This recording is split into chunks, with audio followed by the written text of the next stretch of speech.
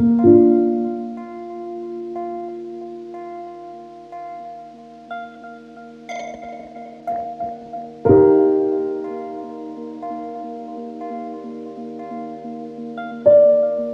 this video, I will try to answer the question what the future of life, Earth and the cosmos may look like.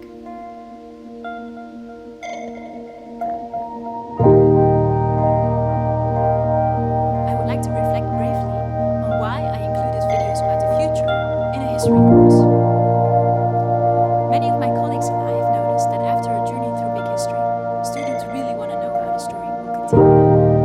And I think this curiosity is important because if you know more about possible futures, you may be able to be better prepared for them. In fact, I think this curiosity is so important that it may be one of the reasons why people study history in the first place. After all, knowing where you came from may help you understand where you're going a bit better. If this is indeed the case, then studying big history may be particularly useful because it focuses on underlying principles that have helped shape the entire known past and are therefore likely to also help shape the future. Before I will tell you a bit more about such principles and their importance for the future, first a word of caution.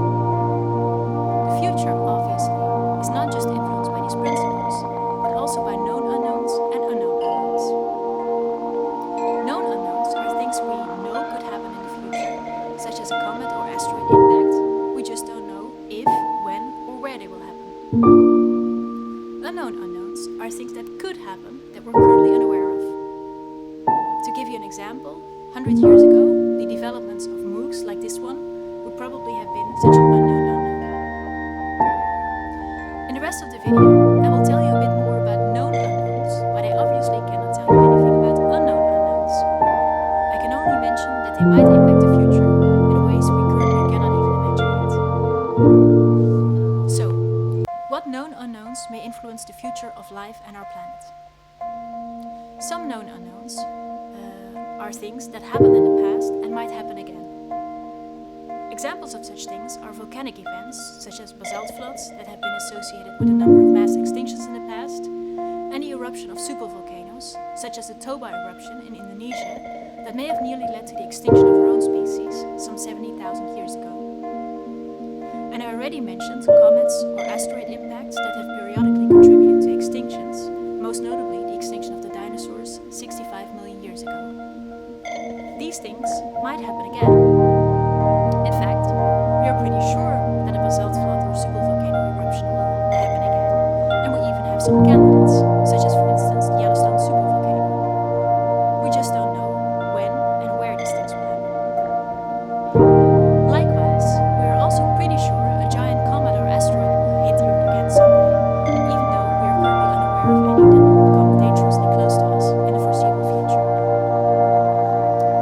A different type of known unknown is how humans will influence the future of life, Earth, and the universe. For instance, we do not know if our own species will be able to survive the next few centuries, and if it does, how its capacities to influence life, our planet, and possibly even our cosmic neighborhood will develop.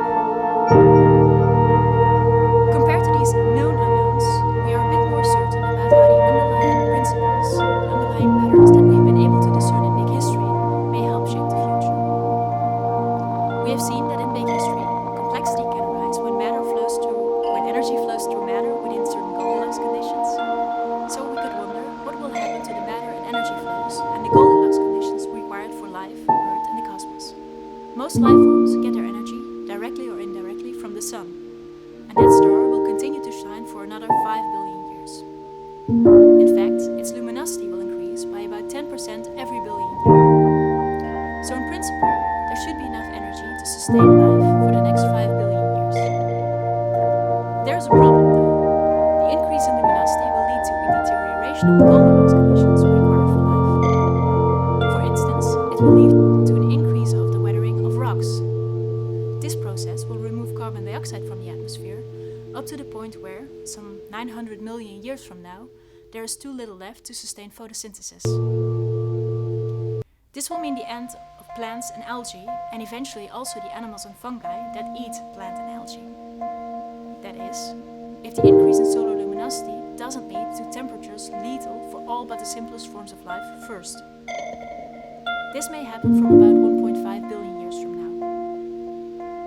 Next, within another billion years, the increasing luminosity of the sun will lead to the evaporation of the oceans and to a greenhouse effect that will turn the Earth into a very dry and very hot place. On such a planet, life will come to an end, as will the process of plate tectonics for which water is required. And about 5 billion years from now, the sun's life will also come to an end. This will happen when it will have exhausted all its fuel, and it will blow up into a red giant with a diameter of about 200 times, 250 times its current size.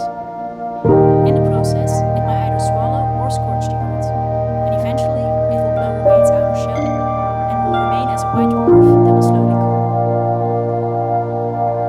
While this is happening, our galaxy will be colliding with our galactic neighbor Andromeda, and the collision of gas clouds in these merging galaxies that may happen from 4 billion years into the future will trigger the formation of new stars. But eventually, these stars will run out of fuel too. And this will happen in about 10 to the power of 14 years. That's 1 with 14 zeros.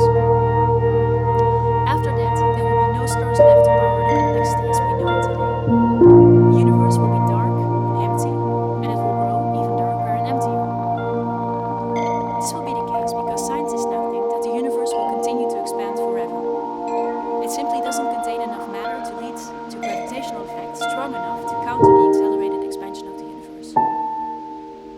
According to most scientists, while the universe becomes emptier, its constituents will slowly fall apart until after about 10 to the power of 100 years, that's a 1 with 100 zeros, only electrons, photons, and a couple of other small particles will remain.